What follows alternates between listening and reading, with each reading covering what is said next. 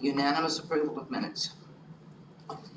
The first item on the agenda this evening is COA 2206, Certificate of Appropriateness in the Historic District.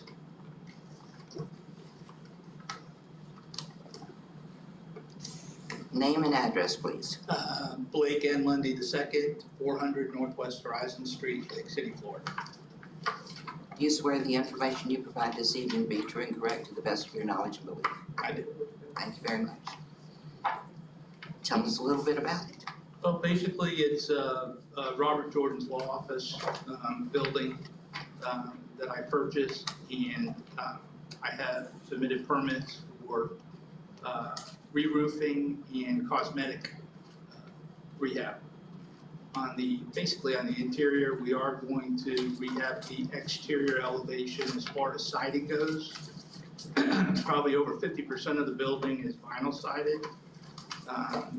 Bob did an addition on that building back in 2001, I think, where he added a couple of offices onto it. But the majority of the building is covered in vinyl, and we are going to go to an LP Smart Side exterior, which is, I think, aesthetically more pleasing as far as the look goes. And I submitted kind of an elevation shot of the basic concept of what it is I want to do, color-wise, scheme-wise, to the building. Certainly keeping it in compliance with as much as possible with what's left of the original building, what it is. Pretty simplistic. So, Madam Chair, that's the current building? Yes. This is the proposed building? Well, the proposal architecturally is not, that's basically the color schemes that we're looking to do. Is the concept in that, the roof and the colors. Basically, to the existing structure that's there. We are not doing any structural changes to the building whatsoever. I got you. It's just cosmetic. Okay, so this is simply for the color. That's just to give you a visual of what it will look like color-wise on the exterior and the roof structure itself. And Right it's now, not, I and can't it's get not the green insurance on the shingle. building because of the roof. And it's not the green shingle, it's the taupe. It's a metal. But it's a taupe Galvalume. color. But it's a taupe color. What's No, it's Galvalume. Madam Chair, I have a number of questions. Please. Perhaps I missed the exact description in the packet. Are you proposing a roof over on the historic tin shingle portion of the roof, or a removal and replacement of No, this Galvalume product? I'm gonna have to remove it and replace it, otherwise I don't get insurance. Okay. There are a number of structures that have had that issue.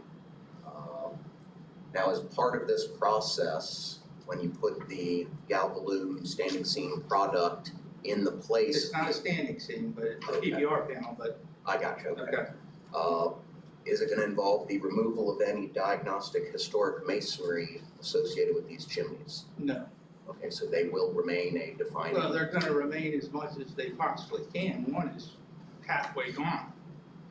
So from a structural standpoint, I don't, they're standing up there pretty tall. I don't know that they're not. Are you proposing their removal as part of this project? That was gonna be a call once we got up there to see how they are structurally. I mean, at this point, I think probably all that mortar is decayed to the point that there's not much holding it together. And those, I don't know if you paid any attention, but those chimneys are pretty tall. Oh, yeah. So that could certainly be a hazard for them, the way that they sit. The fireplaces are not functional in the building. So I just think that they could be able to create a big stickler, but I mean, whatever you guys want, Now, in the preparation of this project proposal, did you do all of your planning work and your historic historic consultation, or did you use a outside third party to help consult? No, I've done it all. I've rehabbed other buildings in the city. And the only reason I ask is, specifically within section 10, decimal 11, decimal 2 of our city's land development regulations, it cites that the design guidelines should be guided by U.S. Department of the Interior, Secretary of the Interior standards for rehabilitation and guidelines for rehabilitating historic buildings. And so pulling that particular document, the very first thing it says in the roofing section under not recommended is removing or substantially changing roofs, which are important in defining the overall historic character of the building, so that as a result, the character has thus been diminished. Or removing major portions of historic roofs or roofing material that is repairable when rebuilding it with new material to achieve a more uniform or quote-unquote improved appearance. Have you had the chance to research alternative materials to this very, very modern roofing product to replace what is clearly a early 1900s historic tin shingle roof? There's nothing that I can do structurally to appease the insurance company to that structure. There is no sheathing on that roof. There's Correct. purlins and that's it. Yeah, my house in the Isabella district's the same way. My insurance company dropped me. Correct. And what I did is I used these guidelines and said, this is what the Department of Interior says to maintain a metal roof like this. I did it to my resident, which actually involved calling a painter as opposed to a roofer. Spent only about $12K having the whole roof repainted and resealed, sent it into my insurance agent, saved a whole boatload of money, and they said, okay, we'll insure you now. That won't happen today. When did you do that? Oh, this would have been about 8 years ago. No, there's not a chance that that's gonna occur. I'm a licensed roofer as well. I mean, there's not insurance, they're canceling policies left and right, if you have an insurance company that is still in business. But nobody will write me, no matter what I do. I can't reseal that roof, I can't do anything. I mean, I generally applaud what I'm seeing on the remainder of the structure as far as, attempting to save the historic masonry, getting rid of the vinyl. I mean, that is all in keeping with these guidelines. The only thing that I see that goes directly counter to our LDRs would be the choice of roofing material. Is there no other product that can achieve the appearance of Can I ask you a historic? question? Over 50% of this structure doesn't even comply with that. And that building was changed prior to Article 10 being a enforced portion of the LDRs in the city. There's an addition that's on there that has shingles, and the entire porch surround is covered with Galvalume PBR metal. I understand. There is a small portion of that roof existing on the second floor that is the original shingle. And none of that can be saved. No, not from a structural standpoint, no. It's all got to be taken off to meet current requirements, code requirements as well. Marshall, is that true? Does that roof not meet code in any way, shape, or form? Is every resident in the city gonna have to rip off tin shingles if they have them? Without me looking at it, I can't answer that question. Well, perhaps they have to have sheeting under it per code. So if they're gonna come before the board, they're gonna ask us for something like this, they're in a catch-22. For me to re-roof, for what he did, he painted his roof, he resealed it. That's not essentially the same application process of pulling a roofing permit. For me to pull a roofing permit, I have to follow existing building code, right? And part of that code is that roof has to meet the requirements of the 2020 Florida Building Code. And there is no sheeting on that roof. There is on the other sections of it. Correct. Mine's the same way. When you're in the attic, you can see sunlight through every one of those tiles if you look downward at just the right angle. I know exactly what you're talking Well, about. this isn't even sunlight. These are purlins that are spaced 2 feet apart. That's it, on the existing structural rafters that are there. Mind you, the building is built in 1904. It's been there a long time, or 1920, one or the other, I'm not sure. So, I think that one might be a 1910 if I'm not mistaken. okay.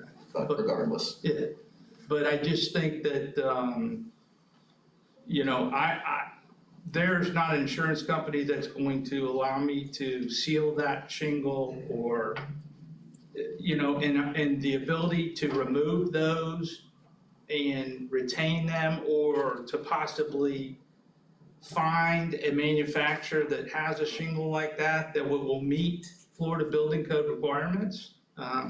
You know, I can't answer that. And does that then apply to the rest of the structure that has shingles on it and metal? You know, I'm bringing uniformity to it I understand. by doing what I'm doing, and I think I'm enhancing the look of what it is, and I'm not changing anything structurally to the building. As a compromise, is there any potential for you to be able to roof over this historic material with what you're gonna have to do so that potentially a future owner could restore this original historic material? Not from a builder standpoint, I won't do that. I can't lay sheeting over a metal shingle that's sitting up there and, no. Just asking if there's a compromise we have here. No, I mean, you know, the integrity of the building as structurally is as important as anything else, and the only proper way to do that is to reinforce, you know, because I'm sure once we get it off, there's gonna be purlins that are rotted or whatever that, you know, we're gonna have to go in and replace. So actually, the purlins are gonna come off altogether anyways, because we're gonna be sheeting it completely.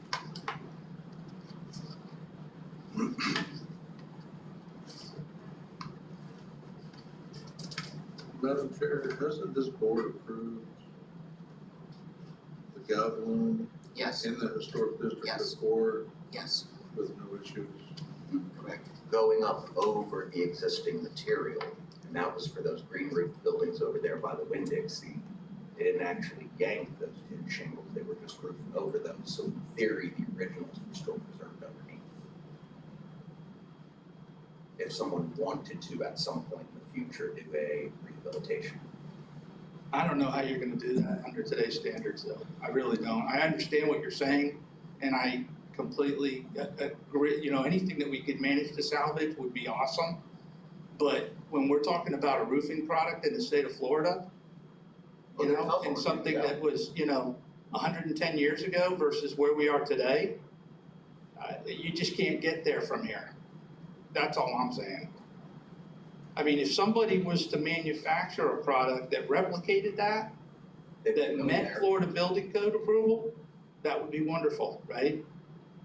I can see where we could do that, but I think that the Galvalume stays in, kind of in line with the architectural side of, it has that old world look to me that, you know, we're trying to achieve. And certainly installing that metal on the asphalt shingle addition of this structure would bring that uniformity that you're talking about, because you are correct. The entire roof would be the same. Yeah, you have three Correct. different non-sympathetic roofing products. Right now, the same on that structure, building, yes. correct. So, Madam Chair, I have another question as far as the chimneys are concerned. He had indicated that the chimneys, until they got in and broke in up there, he didn't know that they would be saved or destroyed. Yeah, is that something that he's gonna make the call on, or is that something that we're gonna make the call It's on? not in the current COA, so that might be something that has to He, come back to us. he may have to come back, because that's a significant change to the building. The loss of the chimneys. I mean, I think the fact that they don't I would, operate might help his position to remove them, but not aesthetic. you would only ask for this request to be for replacing the original roof. That is correct. Everything else, all the other cosmetics are interior, That is correct. and they're electrical and everything. With a re-siding of the structure with a Well, I did, more yeah, I historically specified the lap siding on the exterior. Yeah, Okay. taking Because it away- has vinyl Right, on it, right? and the siding that you plan to go to is this. Is the lap siding, yes ma'am. And is this the color that you're looking at? No, the color is on the Is it that- elevation shot of the Okay, house that is you the have. green, is the green? Yes, ma'am. Okay. Madam Chair, I have a question, just for clarification. Yes. For the chimney question. Yes, The idea is that if you get up there and the chimneys are fine, you leave them in. If they're falling off, as you touch them, you wouldn't, right? Correct, and I preface that with the fact that I guess it would be the southern chimney on the southern side, which faces the courthouse, is already 3/4 of the way or halfway down. There's nothing there. I mean, I don't know when that occurred or whatever, but it's already missing part of that chimney structure. And that's the reason I state that there's a good chance that most of that mortar base has decayed over time, and there's probably, so from a structural standpoint, I just, to me as the property owner, I don't need that falling down on a new roof system or anybody else, and, those bricks come crashing down on somebody. This will be something we'll be able to address at a later date if substantive amendments need to be made to his COA for additional masonry work on the historic structure. So, Madam Chair, is this picture, you have 2 chimneys in? I think there's a third on there you're not seeing, and that's the southern one he's talking about. Okay, so these 2 are intact, the other one's half down, It's the one on the courthouse side. so there's 3 in total. Are there? No, he's referring These to. look like they're intact. I mean, Can I see? sure. Are those not intact? No, the one on this side is already started to come down. I see. You just can't see it from this elevation. Okay, And yeah. I don't know how old this came from, I think, Google Earth, so I'm not quite sure, It's rather old. how old that Oh, okay. is, right? I got you. These others are limited. Yeah, I was confused because that one looks, But yeah, if you actually were to step outside and take a look, Sure. you'd see that part of that has already come off, yeah. the upper part of that chimney. Okay, all right, thank you for that. But I mean, if I can save them and repin them, then certainly that's what we'll attempt to do. Are you planning on using chimneys? No, to get those fireplaces functional, no, that would be, As someone that's got 8 in my house, I feel your pain with that. Don't try to get those back oh up. no, and not only that, the insurance company would have a field day, you kidding me? Right, my premiums would be through the roof. But, no, there's strictly just decorative on the inside. We're not removing any of the fireplaces that are inside. I think that aesthetically, they're nice, inside an office area or whatever, so we're gonna keep it as offices, so. Madam Chair, Yes, I'd like to make a motion to close public comment on COA 2206. do we have a second? Second. All in favor? Aye. Public comment is closed. Do we have the need for a vote or further recommendation? For Marshall, are there products out there that can mirror the appearance of stamped and pressed tin tile? Or is there nothing available in the open market that would be acceptable to Florida's rigid building standards? Not that I'm aware of, Chris.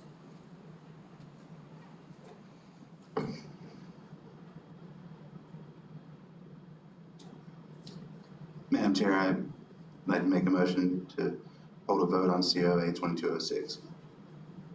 Do we have a second? Second. Robert, would you hold the vote, please? Leidig? Mr. Leidig?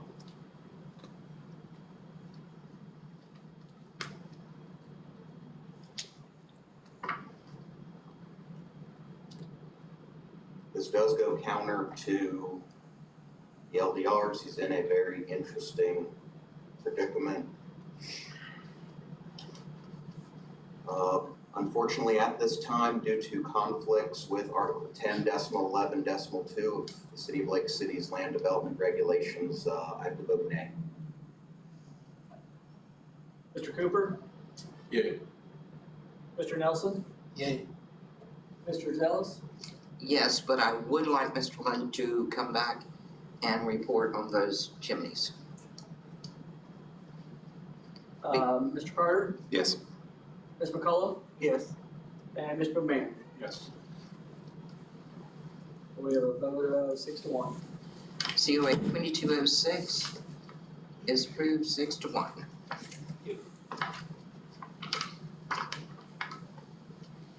The next item is COA 2205. Do we have anyone here representing COA 2205?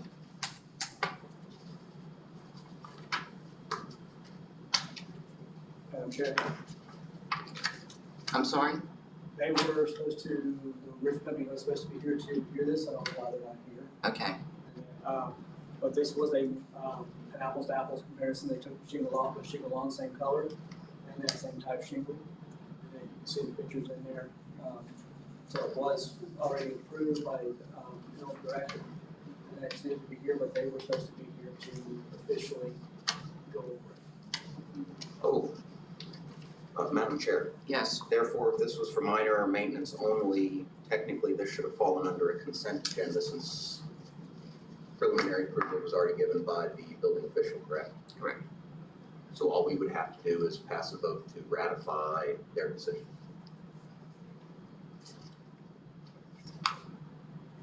I move ratification. Second. poll, Mr. Laddy, Yay. Mr. Cooper, Yay. Mr. Nelson, Yay. Mr. Zeller, yes. Mr. Carter, Yes. Ms. McCollum, Yes. and Mr. Mann. Yes. Okay. May I have a motion to close? Oh, workshop items first. Yes, we do have one workshop item coming up, which we have postponed.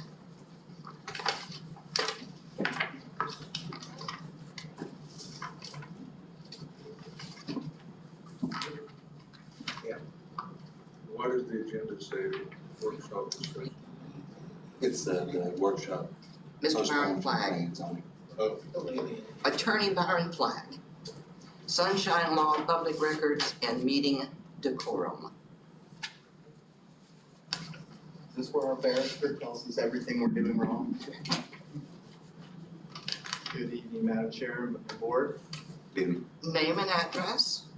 Byron Flagg, 2211 Northwest 3rd Place, Gainesville, Florida. I've been retained by the city to act as of counsel to the city attorney's office, specifically to help with planning and zoning issues with the city and to attend planning and zoning meetings. Do you need to be sworn in? I'm not testifying, but I'd be happy to. You're training. So I'll be very brief. This is something I've already talked to the board about before. I'll just hit on the very basics of government and sunshine law, public records. I think this is important for you all to know in light of your soon-to-be issued iPads. First of all, government and sunshine law is under Florida statutes. It's under section 286.011. I did put together a couple of months ago. Put together a small packet that staff has, and I had supplied that with a few of you who were on the board at that time. Madam Chair, I can't remember what month that was. That February, I think. I believe so. February. Staff has that as well. A copy if you want to review that. I'd urge you all to review it. But remember that government and sunshine law is addressing how a government board or decision-making body and the members on that board operate in compliance with Florida law. Basically, it means, in a nutshell, that boards or persons who are serving on a board always have to act or make decisions in the sunshine meeting. You can only take official action or decisions at a public meeting.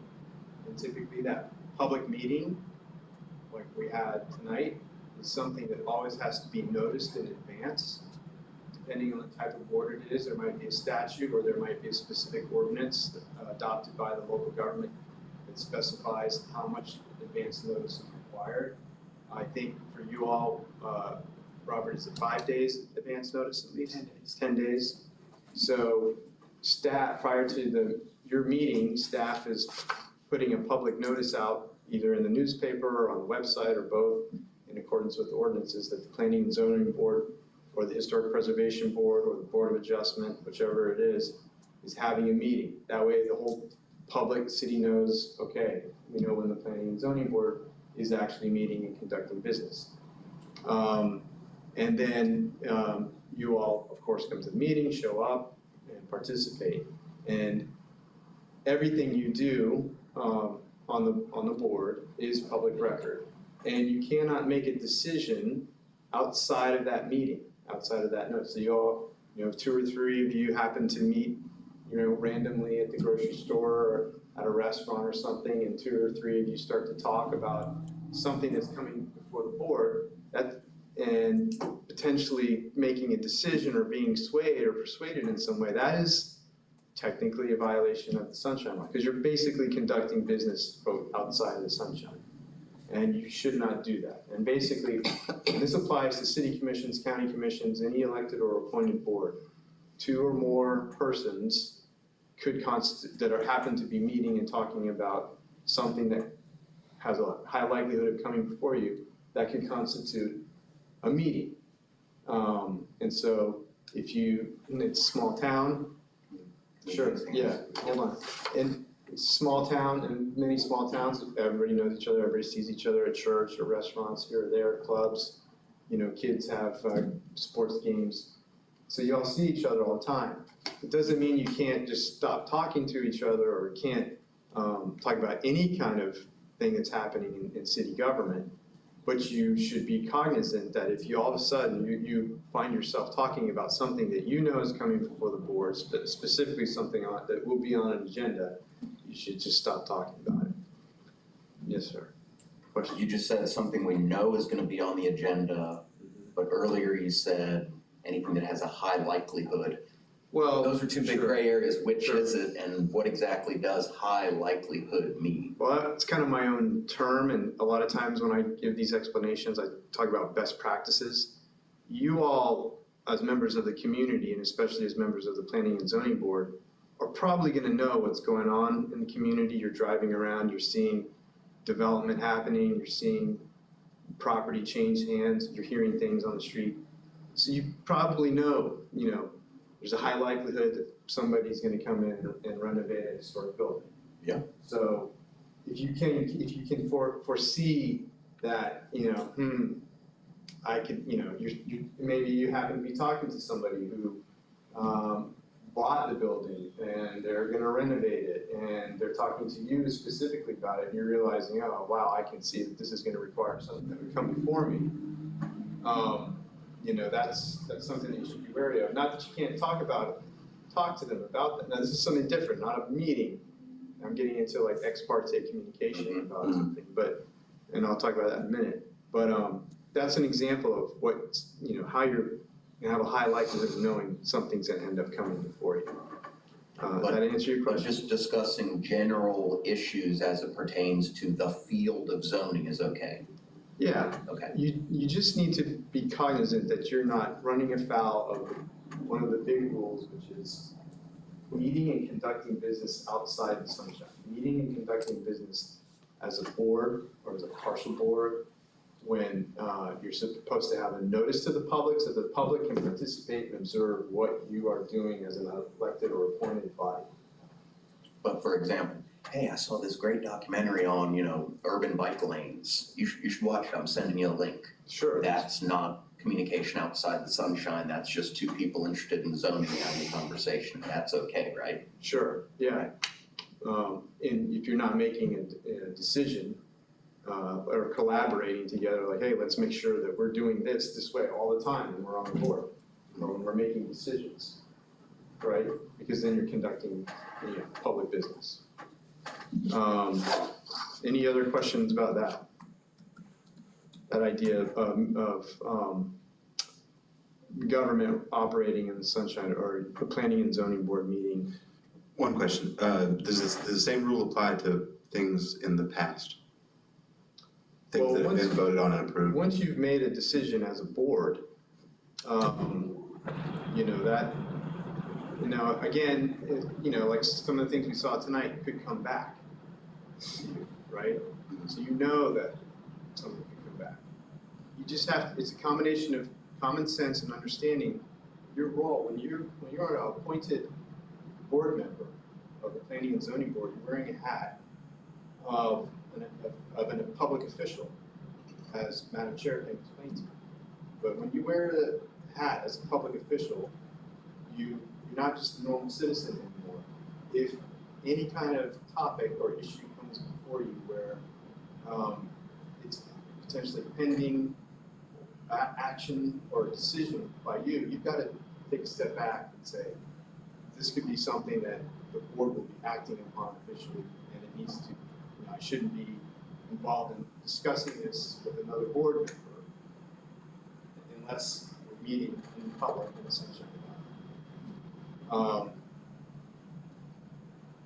So again, what constitutes a meeting? An occasion where two or more board members of the same board are present. That includes being physically present, a telephone, or even conferring with written documents. It could be email. Talked about notice, and at each meeting, minutes should be taken so that there's an official record of what's happening and how you're operating. And not only do you have minutes being taken, but you also have everything being recorded, so that the public knows what you all did. Voting as a body, Florida statute requires that each member of an appointed board actually vote, unless you have a voting conflict. You cannot abstain. If you're appointed, you have to make a decision yay or nay.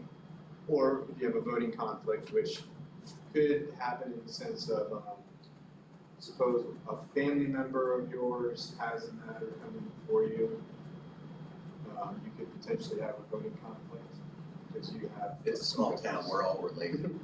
And that's a good point. And so sometimes those things come up, and if you believe you have a voting conflict, you need to look at the Florida statute in here. If you think you do, you can ask staff to get in touch with me, and then I can help you look at what the law is on voting conflict. But ultimately, each of you need to decide on your own whether you do or not. One way anyone on an elected board can get in trouble, potentially violate the sunshine law, violate it, what the violations are, is if you were to somehow gain a pecuniary benefit by voting on something, or not declare a voting conflict. Like suppose you're on the board and you're a real estate agent, and you have a client that owns property, and they're coming before you, the board, to get a zoning change, and you know that that's going to increase the value of the property that you're helping sell or buy. That's a total hypothetical scenario, but just to eliminate that idea, that's clearly a voting conflict if you were to vote on the zoning change that benefits the client in that situation. So you should declare a voting conflict and not vote. And you would need to declare that on the record. If you're going to declare a voting conflict, go ahead and announce it. And in other parts of the state where things can be pretty wild, people do get in trouble with violations of the sunshine, which can be a criminal misdemeanor, a second-degree misdemeanor, which is punishable by $500 fine or up to 60 days in jail, and you'll be removed from the board. Inadvertent violations can sometimes lead to civil penalties and a $500 fine. So it's very important to remember to pay attention to the sunshine law and operating as a board together, making decisions in the public sunshine at a public meeting, not outside of public meeting. Any questions on that? That was just the very surface of it. We don't need to get into it anymore tonight. I can always come back and talk more if you all decide you have other questions about One quickie, James, when you were talking about earlier, we could all sit down over cocktails and discuss the brouhaha that went on when the Ranch Hotel was done. That's past business. It's not coming before us again. The one tonight that we had a split vote on is coming before us again. We can have no discussions with her. Well, We can and, discuss the roof, we can't discuss the chimneys.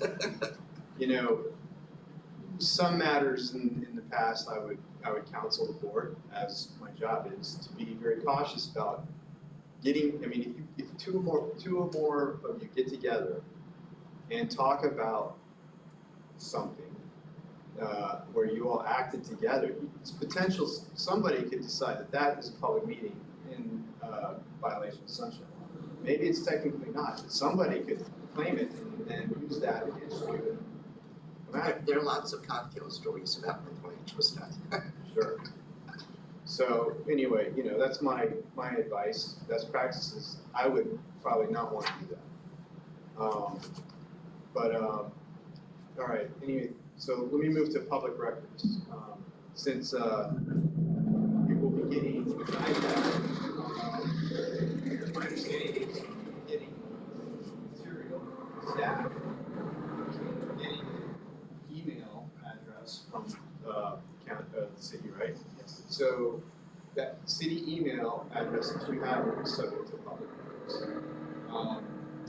And anything you do on that iPad, however you use that iPad, if you use it, if you're carrying it around, you connect to Wi-Fi someplace, anything you're using on that, doing on that iPad is subject to a public record request because that iPad is going to be owned by the city. So if you're on that iPad and you're going to your own personal email, you could be creating a situation where your own personal email is subject to public record. So if you're going to use that iPad, I think it's a good idea because cut down on paper, make things more efficient for you. You're able to communicate directly with staff. But just remember, all of that is subject to public record. And of course, that's the country we want to live in. You don't want government, people who make decisions in government to be able to operate secretly, not have things subject to public record. But that's also the law for it. Forget about the iPads, using your own personal email. You're on your own home computer, using your own personal email to communicate with staff or to communicate with anyone else about the business that you're doing on the board. That email that you're using in your personal email could be subject to a public record. And there's some member out there in the public can say, I know that Penny and zoning board member so-and-so has been emailing people and asking questions about this or that, I know that it's a matter that's before them. I want the contents of that email to see who we're talking. That's definitely subject to public records. Florida has a really strong public records law. That's chapter 119 in the Florida statutes. If you read through it, you'll be able to see it. We don't need to get into all the detail what it says tonight. But just remember, basically anything that you're producing in terms of writing or a document or note-taking as a board member dealing with business of the board is going to be subject to public records.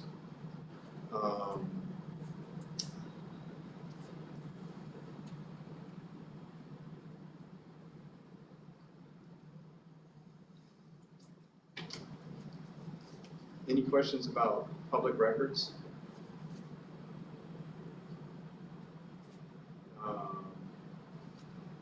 There's many cases out there that you can find about violations of the public records law, and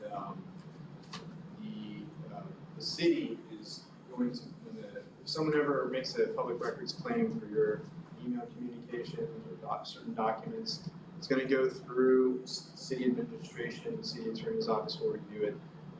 But like I said, Florida's public records law is very strong, and so you could get a request to turn over emails.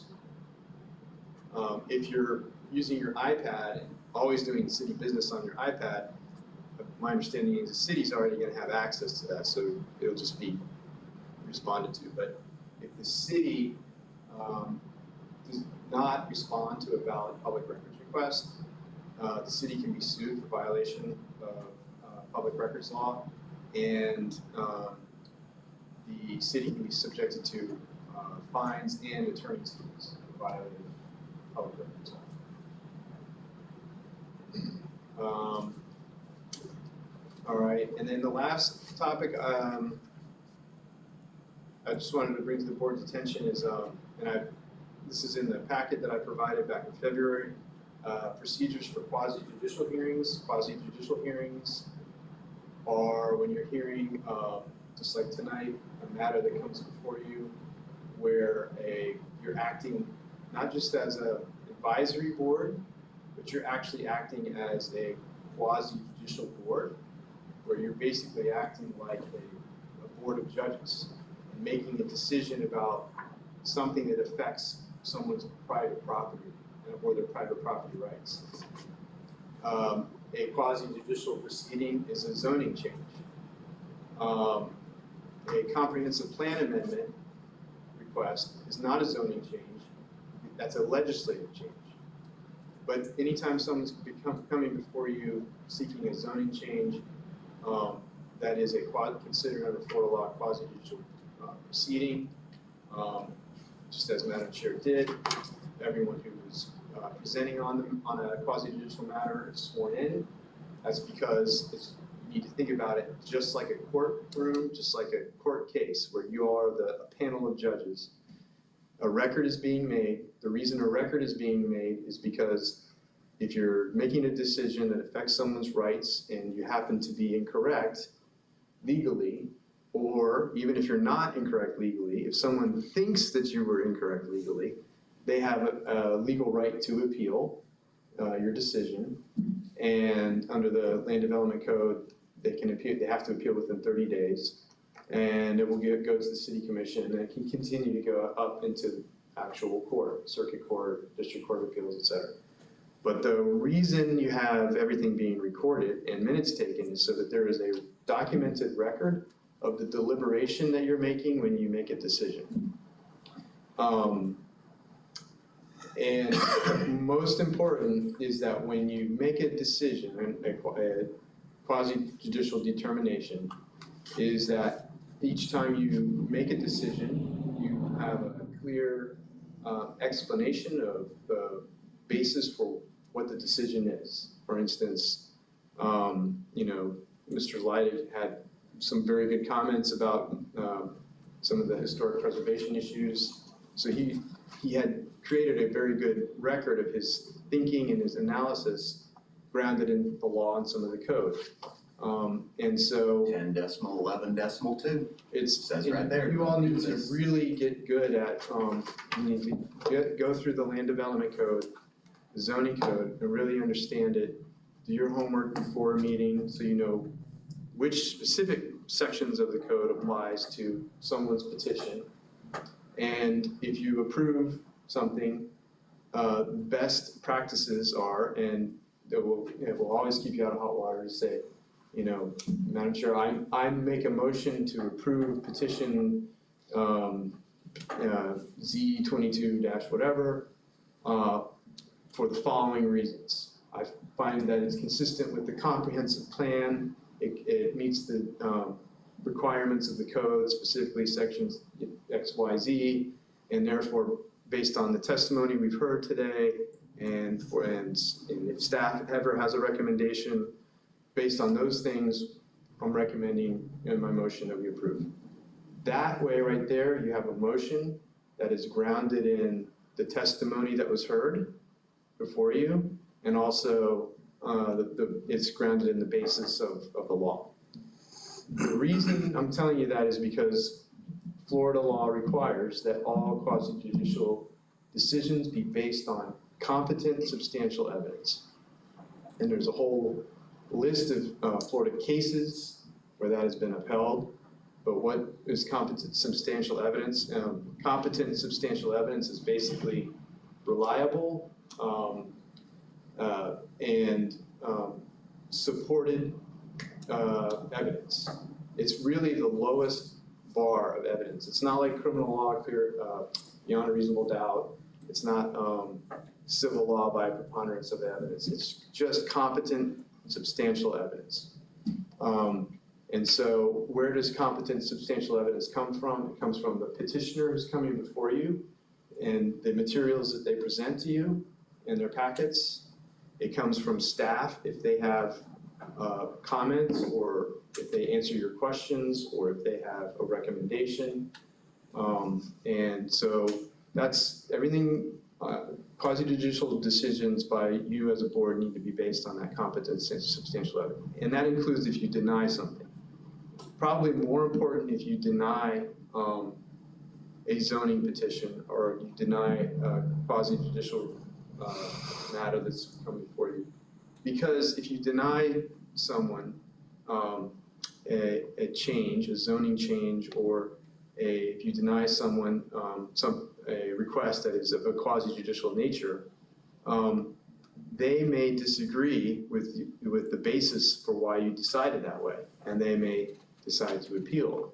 If you have clearly articulated in the record why you decided, why you made a decision based on competent, substantial evidence and listed those things out, then you have created a record where when it continues to go on appeal, the next higher review panel, city commission or the court, can say, oh, well, look, the planning and zoning board, they clearly knew what they were doing, and they identified that, you know, they were going to deny this request for the following reasons.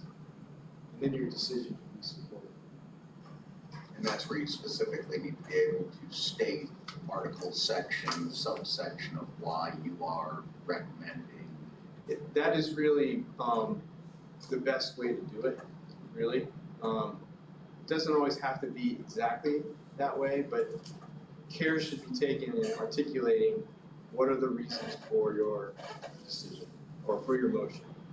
If you make a motion and can articulate the reasons why you want to vote a certain way, or why you're making the motion a certain way, it helps the rest of the members of the board figure out if they're in agreement or not, or add other reasons if they think there could be other reasons to approve. For example, like what happened this evening, I had stated a specific article section saying, you know, based on my interpretation of the evidence, I recommend denial for all the individuals that voted yay. And this is going to happen sometimes because of things that, you know, pertain to present day, you know, zoning theory, zoning practice, you know, stuff that may not be in the LDRs. We as a board are free to diverge from this document like we did tonight if we believe it is in the best interest of the property owner and the situation. Well, I would be very careful about doing that. First of all, the legal analysis starts with the board. Starts with staff. Looking at the submissions that are coming in, making sure that whatever submissions are coming in are meeting the minimum standards of the Land Development Code, that they're consistent with the comprehensive plan.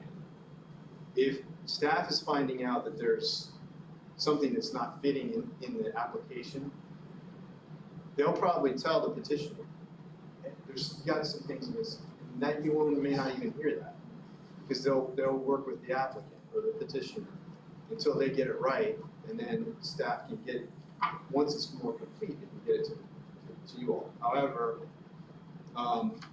your decisions as a planning and zoning board of the city always have to be grounded first in the city's law. The city has the legal authority to adopt zoning laws, and the comprehensive plan and the city zoning law comes first. If somewhere in the zoning code or in a specific land development regulation, a section says the following is incorporated by reference, and it may be used by the board to add considerations, then you could go outside the framework of the land development code. But the land development code needs to specifically say, for instance, like, you know, when considering Like that. something, this is specifically incorporated into the city's land development code for consideration. You can't just go grab some document like National Geographic and read an article and say, I think that's great. I want the property owner to do that. It's, No, this document is I'm specifically just, referenced. right, I'm just saying, for an example, I'm not saying that's what you did, I'm just saying, for the benefit of the board, you can't, make up whatever you want and then apply it to a private property owner's request. That would be what we call arbitrary and capricious. And that ends up being unfair to everybody, because then nobody knows what any board member is going to be thinking about, or how to get something approved. So, quasi-judicial hearings, when you sum it up, quasi-judicial hearings are when you've got a zoning code change, or you've got a very specific request. Could be a variance, could be a special exception, could be a historic preservation request, where you all are acting as a decision-making body, like a panel of judges. And your decision needs to be grounded in the code, based on the material and the information that the petitioner is providing. Is all of that consistent with the comp plan? Is it compliant with the code? Ask questions during the hearing. And the reason everyone's sworn in is because that is made part of the record, and that is testimony that can be used or reviewed later on. That makes it trustworthy and substantial. All right, that's enough, because I don't want to get too late and you all get too tired. Any questions? So I noticed that when we met for the historic board, that it didn't include the recommendations that we got with the zoning. Like, in other words, I look at these because this every department approves, approve. You don't get that. So we didn't get that with the historic board. Is there a reason for that? The It historic, wouldn't go out to city departments. Yeah, it would go out the to historic board, Would- we're, No, because usually on historic, you're not having to have utilities buy-in and, traffic studies and, storm work, all that stuff doesn't have to be done because you're just modifying the existing building. And so it doesn't have the same ramification as. Well, it'd be nice to have an opinion, like, that's where we're lucky. We have this guy here, that's his job outside. right. No, I literally do this for a living. No, I know. And what we're looking at is not the interior. It's up to the city to approve if they're changing all the electric and they need licenses. It's up to the city to approve if they're doing, those types of things are different. This is, are they changing the look and the feel? Or the This is theme, a or the historic- workmanship, or the craftsmanship. Right. Right, this is a historic area, and from the outside looking at it, I would hate to have a very modern house next to it. Well, the reason, It's a little different, yeah, so this board's approved yes, absolutely, for, Even though it specifically went against the LDRs. Yeah. We approved it. yeah, we approved. I have a, did we table COA 2205? Roof? no, Which roof was that? No, that was a consent agenda item, was minor or maintenance. They didn't show up, so. And it's so small.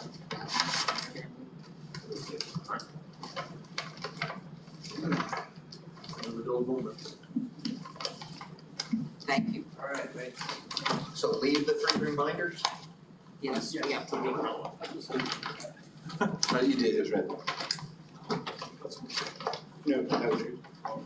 Madam Chair, there being nothing else on our agenda for the evening, I move that we adjourn Historic Preservation Authority. Second, Second, third. excellent, all in favor? Aye. We are, historic preservation is officially adjourned at 7:07.